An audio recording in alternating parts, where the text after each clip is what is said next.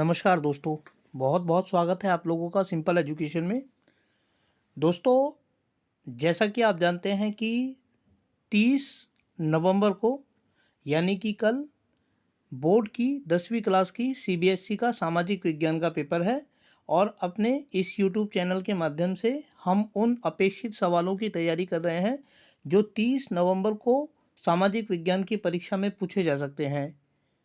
पिछली वीडियो में हमने 55 सवाल देखे थे और आज की इस वीडियो में हम आगामी सवाल देखेंगे जो 30 नवंबर को आयोजित होने वाली सीबीएसई की 10वीं क्लास की सामाजिक विज्ञान की परीक्षा में पूछे जा सकते हैं। तो आज की इस वीडियो में हम अध्ययन करेंगे सामाजिक विज्ञान के शेष सवालों का। दोस्तों, पहली वीडियो यदि आपने नहीं देखी है तो आप उसको ज़रूर देखिएगा। उस वीडियो का लिंक मैं इस वीडियो के डिस्क्रिप्शन बॉक्स में अपलोड कर दूंगा ताकि आपको वीडियो को ढूंढने के लिए किसी भी प्रकार की मशक्क़त ना करनी पड़े। इसके अलावा एग्ज़ाम में जाने से पहले एक बार इस वीडियो को ज़रूर देखिएगा, क्योंकि मैं उम्मीद करता हूं कि बहुत से सवाल आपको अपने प्रश्न पत्र में इन सवालों से मिल जाएंगे। तो चलिए बिना वक्त ज़ाया किए हुए हम लोग आरंभ करते हैं आज की इस वीडियो में सामाजिक विज्ञान के पार्ट 2 का अध्ययन, जिसमें हम 30 नवंबर को आयोजित होने वाली सामाजिक विज्ञान की 10वीं क्लास की परीक्षा के प्रश्नों का अध्ययन करेंगे। तो दोस्तों, आज की इस वीडियो की शुरुआत हम अपने सवाल नंबर 56 से करेंगे और सवाल नंबर जो 56 है वो इस प्रकार है कि पृथ्वी सम्मेलन का आयोजन कब और कहाँ किया गया था। तो 1992 में ब्राज़ील के शहर रियो डी जेनेरियो में पृथ्वी सम्मेलन का आयोजन किया गया था और यह सम्मेलन जो आयोजित किया गया था यह एक अंतर्राष्ट्रीय सम्मेलन था जो पर्यावरण संबंधी मुद्दों की ओर ध्यान आकर्षित करने के लिए यूएनओ के द्वारा आयोजित किया गया था।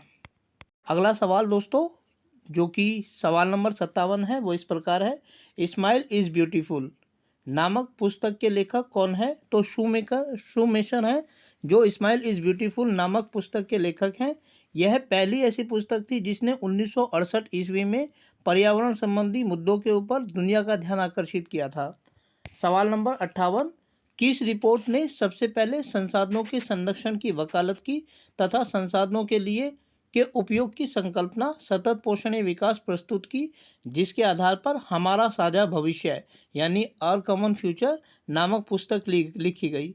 तो दोस्तों, ये ब्रुंडटलैंड कमीशन था जिसने सर्वप्रथम दुनिया का ये जो संसाधनों के लोप होने की विधि थी उसकी और ध्यान आकर्षित किया और इस तरफ ध्यान आकर्षित किया कि अब संसाधनों को सोच समझकर उपयोग करने का वक्त आ गया है सतत पोषणीय विकास की। इसीलिए इस कमीशन की रिपोर्ट में अवधारणा दी गई थी और इसी रिपोर्ट के आधार पर सतत पोषणीय विकास की जो अवधारणा थी वो प्रस्तुत की गई।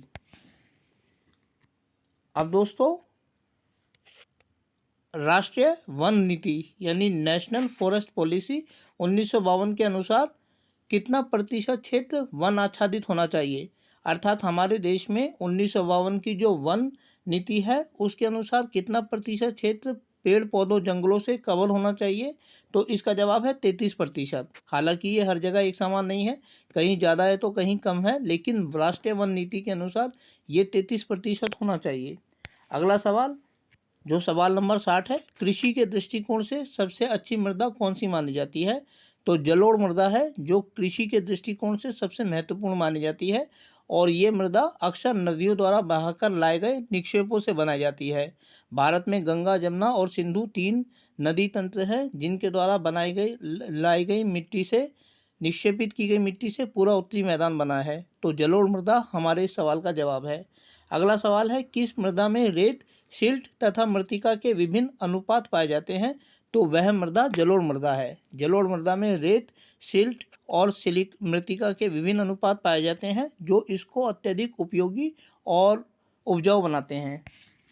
सवाल नंबर 61, आयु के आधार पर किस मृदा को बांगर और खादर 2 भागों में विभाजित किया जा सकता है। तो वह मृदा भी जलोढ़ मृदा है। हम मृदा के आधार पर आयु के आधार पर, उम्र के आधार पर जलोढ़ मृदा को 2 भागों में बांट सकते हैं।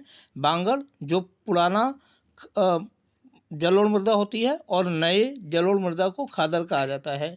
तो इस प्रकार जलोढ़ मृदा को उम्र के आधार पर हम 2 भागों में विभाजित कर सकते हैं। अगला सवाल दोस्तों, सवाल नंबर 62 है, किस मृदा वाले इलाकों में जनसंख्या घनत्व अधिक पाया जाता है? तो वह मृदा है जलोढ़ मृदा, क्योंकि जलोढ़ मृदा को नदी तंत्रों के द्वारा बहाकर लाया जाता है, इसलिए ये मृदाएं बहुत ज़्यादा उपजाऊ होती हैं। और क्योंकि ये मृदाएं बहुत ज़्यादा उपजाऊ होती हैं, इसीलिए यहाँ पर खेती बहुत अच्छी तरीके से की जाती है।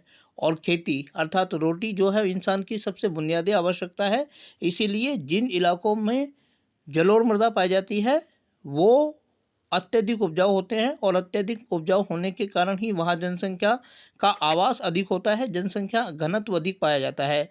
भारत में जो उत्तरी मैदान है वो 3 नदी तंत्रों गंगा, यमुना और ब्रह्मपुत्र द्वारा लाए गए गंगा, सिंधु और ब्रह्मपुत्र नदी द्वारा लाए गए निक्षेपों से बना है, इसीलिए ये अत्यधिक उपजाऊ माना जाता है और इसी कारण वहाँ पर जनसंख्या घनत्व अधिक है, अर्थात लोगों की बसावट अलग है।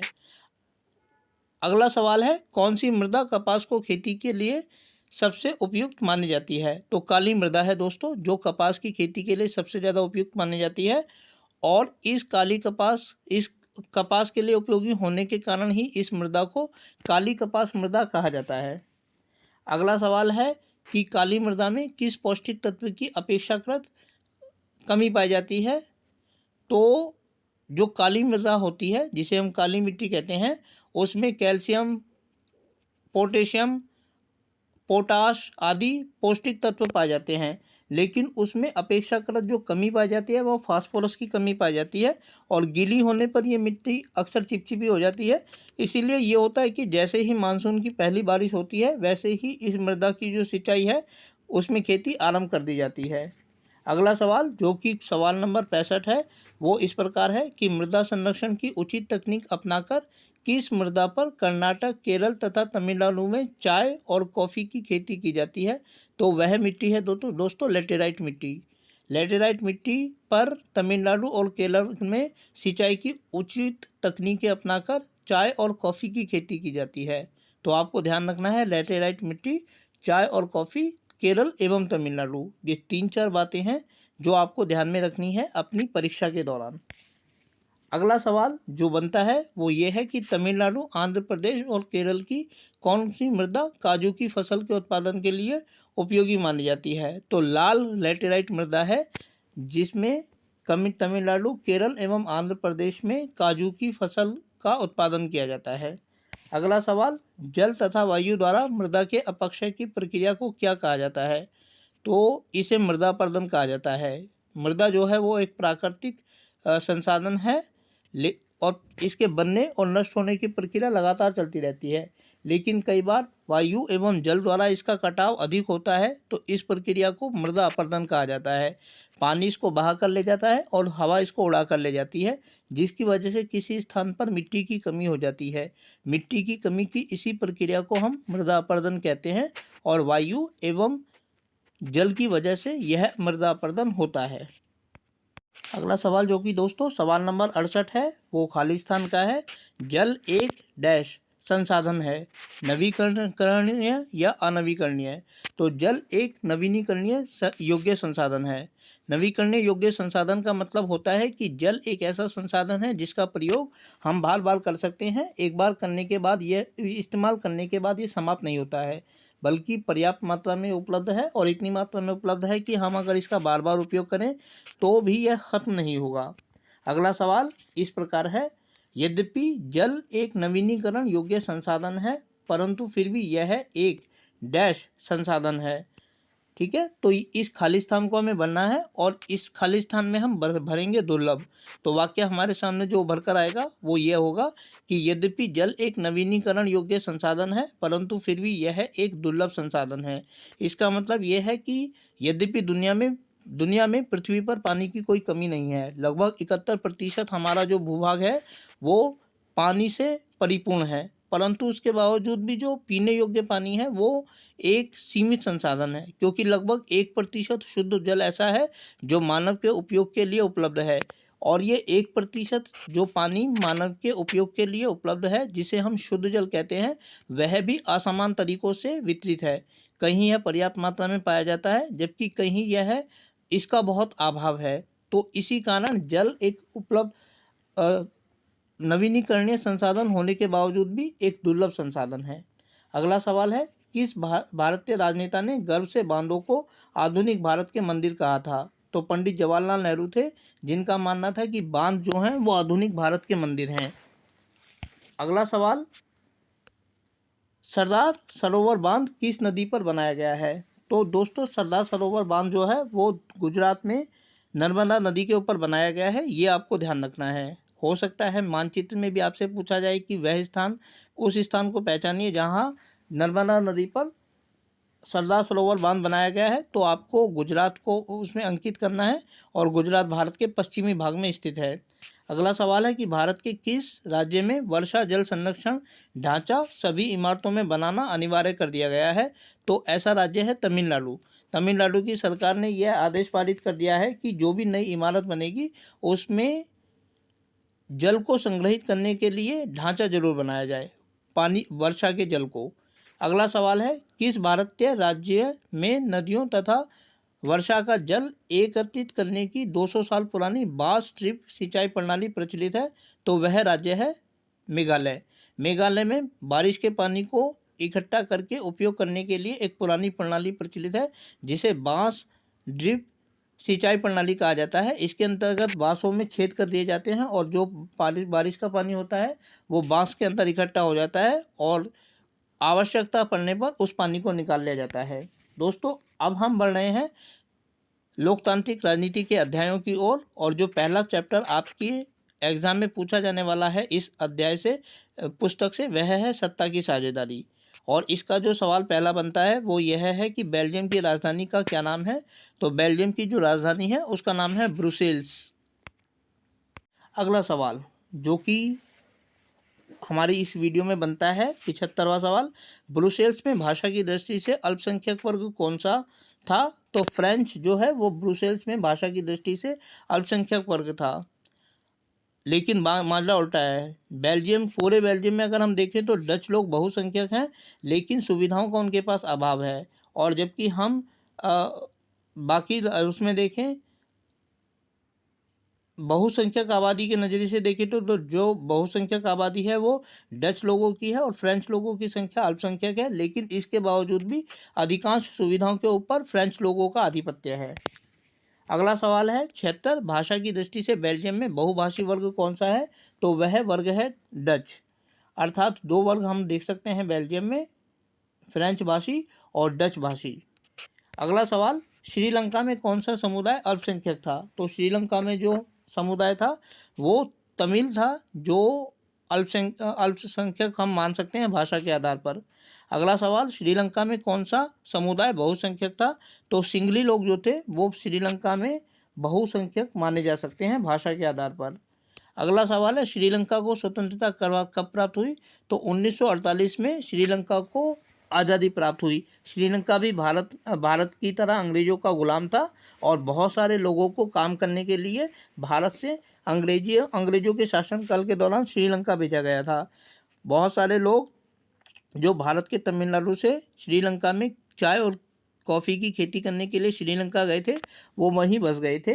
ऐसे लोगों को हम श्रीलंकाई तमिल लोग कहते हैं। लेकिन श्रीलंका में इन लोगों के प्रति कभी भी अच्छा रवैया नहीं अपनाया गया, अक्सर उनके साथ अजनबियों जैसा व्यवहार किया गया और इस की वजह से वहां अल्पसंख्यक एवं बहुसंख्यक वाली जो समस्या थी वो गंभीर रूप में उभर कर सामने आई। अगला सवाल है 80वां, कि तमिल लोगों को दरकिनार तथा सिंगली लोगों को प्रोत्साहन देने वाला कानून श्रीलंका में कब पारित किया गया? तो 1956 में ये कानून पारित किया गया था, जिसके अंतर्गत कॉलेज में पढ़ने, स्कूल में पढ़ने, सरकारी नौकरियों को हासिल करने जैसे जो कानून थे वो पारित कर दिए गए, जिसमें सिंगली लोगों को पूरी तरीके से प्रोत्साहन दिया गया और तमिल लोगों को पूरी तरीके से नज़रअंदाज कर दिया गया। इसका परिणाम ये हुआ कि श्रीलंका में तमिल लोगों ने जो उग्रवादी आंदोलन है उसका इस्तेमाल किया और इस आंदोलन को नाम दिया गया लिट्टे के बारे में हम आगे की वीडियोस में विस्तार से पढ़ेंगे दोस्तों। फिलहाल सिर्फ हमें यहाँ यही जानना है कि 1956 में श्रीलंका में एक ऐसा कानून पारित किया गया जिसने सिंगली लोगों को प्रोत्साहन दिया और तमिल लोगों को पूरी तरीके से नज़रअंदाज कर दिया। अगला सवाल, भारतीय संविधान में केंद्रीय सूची, राज्य सूची तथा समवर्ती सूची किस बात का संकेत है? तो भारत में के संविधान में केंद्र, राज्य एवं राज्य केंद्र और समवर्ती सूची में जो विभाजन किया गया है वो सत्ता की साझेदारी का उदाहरण प्रस्तुत करता है, जिसमें राज्यों, केंद्र और दोनों के बीच शक्तियों का विभाजन उपयुक्त तरीके से किया गया है। अगला सवाल जो बनता है दोस्तों वो संघवाद वाले चैप्टर से बनता है, और इस सवाल अध्याय में जो 82वां सवाल है, जो कि हमारी इस अध्याय का पहला सवाल है, वह है संघीय शासन व्यवस्था किसे कहा जाता है। तो जहां केंद्र, राज्य तथा स्थानीय स्तर पर समाज सत्ता का विभाजन होता है उसे संघवाद कहा जाता है। अर्थात जहां हम केंद्र, राज्य तथा स्थानीय स्तर पर कार्य करने के लिए सरकार के बीच सत्ता के विभाजन को देखते हैं, वहां संघवाद कहा जाता है उस व्यवस्था को। अगला सवाल, जहां राज्यों की अपेक्षा केंद्र को अधिक ताकतवर बनाया जाता है वहां डैश शासन व्यवस्था होती है। वहां कैसी व्यवस्था होती है? वहां एकात्मक शासन व्यवस्था होती है, जैसे कि हम अमेरिका में, ऑस्ट्रिया में, ऑस्ट्रेलिया में और दूसरे अन्य पश्चिमी देशों में देख सकते हैं। वहां भी चुनाव होते हैं, केंद्र एवं राज्यों के बीच शक्तियों का बंटवारा भी है, लेकिन राज्यों की अपेक्षा केंद्र को ज़्यादा ताकतवर बनाया गया है। तो इस तरीके की व्यवस्था को हम एकात्मक शासन व्यवस्था कहते हैं, जो लोकतंत्र का ही एक रूप है और संघवाद का ही एक उदाहरण है। अगला जो सवाल है वो राज्य संघ सूची के विषयों पर कानून बनाने का अधिकार किसके पास है। तो दोस्तों संघ सूची में जो विषय शामिल हैं भारतीय संविधान में, उस पर कानून बनाने का अधिकार केंद्रीय सरकार के पास रखा गया है। केंद्रीय सरकार को हम संघीय सरकार भी कहते हैं, जिसके ऊपर पूरे देश का शासन चलाने की जिम्मेदारी होती है। अगला सवाल 85वां, राज्य सूची में शामिल विषयों पर कानून बनाने का अधिकार किसके पास है। तो राज्य सूची में जो विषय शामिल किए गए हैं भारतीय संविधान में, उस पर कानून बनाने का अधिकार राज्य सरकार को है। हालांकि राज्य सरकार जो है वो राज्य सूची में शामिल विषय पर कानून बना सकती है, लेकिन भारतीय संविधान के अनुसार अगर कभी ऐसा हो कि राज्य सूची का विषय केंद्रीय महत्व का बन जाए तो केंद्रीय सरकार भी राज्य सूची के किसी विषय पर कानून बना सकती है। इसके लिए केंद्र सरकार का एक नुमाइंदा राज्यों में नियुक्त किया जाता है, जो इस बात की लिखित जानकारी केंद्र सरकार को देता है कि अब फलाने राज्य का जो शासन है वो केंद्रीय महत्व का हो गया है, इसीलिए राज्य सरकार को बर्खास्त करके यह राज्य केंद्रीय शासन के अंतर्गत ले लिया जाए। तो ऐसी स्थिति में उस राज्य में राष्ट्रपति शासन लागू कर दिया जाता है और वो केंद्र के अंतर्गत आ जाता है, और वह नुमाइंदा जो केंद्र की तरफ से राज्यों में नियुक्त किया जाता है उसको हम लोग राज्यपाल कहते हैं। राज्यपाल राज्यों में राष्ट्रपति के प्रतिनिधि के तौर पर शासन करता है, और उसका जो कार्य होता है वह यह निश्चित करना होता है, सुनिश्चित करना होता है कि जो जिस तरीके से राज्यों में शासन चलाया जाना चाहिए संवैधानिक अर्हताओं के अनुसार वह चलाया जा रहा है या नहीं, और अगर नहीं तो उसका यह कार्य होता है कि वह केंद्र सरकार को इसकी जानकारी दे। अगला सवाल है कि समवर्ती सूची में शामिल विषयों पर कानून बनाने का अधिकार किसके पास है। तो दोस्तों समवर्ती सूची में जो विषय शामिल है उस पर केंद्र एवं राज्य सरकार दोनों कानून बना सकते हैं, परंतु अगर कभी ऐसी स्थिति आती है कि एक ही विषय पर केंद्र और राज्य सरकार दोनों कानून बना दें तो ऐसी स्थिति में केंद्र द्वारा बनाए गए कानून को लागू किया जाएगा। पर अगर ऐसा होता है कि राज्य सरकार ने पहले से कानून बना रखा है और केंद्र सरकार उसके ऊपर पहले बाद में कानून बनाती है, तो जिस दिन केंद्र द्वारा बनाया गया कानून पास होगा, लागू होगा, उस दिन राज्य द्वारा बनाया गया कानून अपने आप हट जाएगा। अगला सवाल जो कि 87वां सवाल है इस वर्कशीट का, इस वीडियो का, इस प्रकार है, भारत में राज्यों का गठन डैश के आधार पर किया गया है। तो भारत में जो राज्यों का गठन किया गया है वो भाषा के आधार पर किया गया है। तो प्यारे बच्चों अगला सवाल है कि भारत में राजभाषा आयोग कब पारित किया गया था। 1956 ईस्वी में राजभाषा आयोग पारित किया गया था और 1955 में इसके लिए एक आयोग गठित किया गया था। उस आयोग ने अपनी रिपोर्ट 1956 में पेश की और उसी के आधार पर भारत में राजभाषा आयोग का गठन पारित किया गया था। अगला सवाल 89वां, जब दो या दो से अधिक राजनीतिक दल मिलकर सरकार का गठन करते हैं तो ऐसी सरकार को क्या कहा जाता है। तो ऐसी सरकार को दोस्तों गठबंधन की सरकार कहा जाता है, जब कोई राजनीतिक दल पूर्णतः बहुमत में नहीं होता बल्कि दो या दो से अधिक दल मिलकर आपस में सरकार का निर्माण करते हैं। अगला सवाल जो है वो विकास नामक अध्याय से है, जो कि अर्थशास्त्र का है। अर्थशास्त्र के पहले अध्याय विकास से जो पहला सवाल बनता है, जो कि 90वां सवाल है, वो इस प्रकार है, किसी देश की जनसंख्या तथा विकास के बीच किस प्रकार का संबंध होता है। तो दोस्तों किसी देश की सरकार के बीच और वहाँ के विकास के बीच हम विपरीत संबंध देखते हैं, क्योंकि विकसित देशों की जो जनसंख्या होती है कम होती है और विकासशील देशों की जनसंख्या, जहाँ विकास की दर कम होती है वहाँ जनसंख्या अधिक होती है। जवाब नहीं लिखा गया है, परंतु आप ध्यान रखेंगे कि विकास और जनसंख्या के बीच विपरीत संबंध होता है, नकारात्मक संबंध होता है। अगला सवाल जो कि सवाल नंबर 91 है, इस प्रकार है, अंतर्राष्ट्रीय स्तर पर देशों के विकास के आधार पर क्रम प्रदान किए जाने वाले सूचकांक को क्या कहा जाता है? तो इसे मानव विकास सूचकांक कहा जाता है। मानव विकास सूचकांक के आधार पर विभिन्न देशों को रैंक दिए जाते हैं और रैंक के आधार पर यह तय किया जाता है कि विकास के मामले में वो देश किस पायदान पर स्थित हैं। इसके लिए शिक्षा, स्वास्थ्य, अच्छा भोजन, पौष्टिक भोजन, देश की जनसंख्या, संसाधनों तक पहुंच, पर्यावरण आदि अनेक मुद्दों को शामिल किया जाता है। और पाकिस्तान के विद्वान थे महबूब अल हक, उन्होंने यह इंडेक्स दिया था। इस इंडेक्स को देने के लिए उनको नोबेल पुरस्कार से सम्मानित किया गया था। अगला सवाल दोस्तों भारतीय अर्थव्यवस्था के क्षेत्रक नामक अध्याय से लिया गया है और पहला सवाल जो बनता है वो इस प्रकार है कि सामान्यतः अर्थव्यवस्था के कितने क्षेत्रक होते हैं? तो सामान्य रूप से किसी भी देश की अर्थव्यवस्था के या बल्कि पूरी दुनिया की अर्थव्यवस्था के 3 क्षेत्रक होते हैं, प्राथमिक क्षेत्रक, द्वितीयक क्षेत्रक और तृतीयक क्षेत्रक। प्राथमिक क्षेत्र को हम कृषि क्षेत्र कहते हैं, द्वितीयक क्षेत्र को औद्योगिक क्षेत्र कहते हैं और तृतीयक क्षेत्र को हम सेवा क्षेत्र कहते हैं। अगला सवाल है वह क्षेत्र कौन सा है जहां प्राकृतिक संसाधनों का उपयोग उसी रूप में किया जाता है जिस रूप में वे मनुष्य को प्राप्त होते हैं?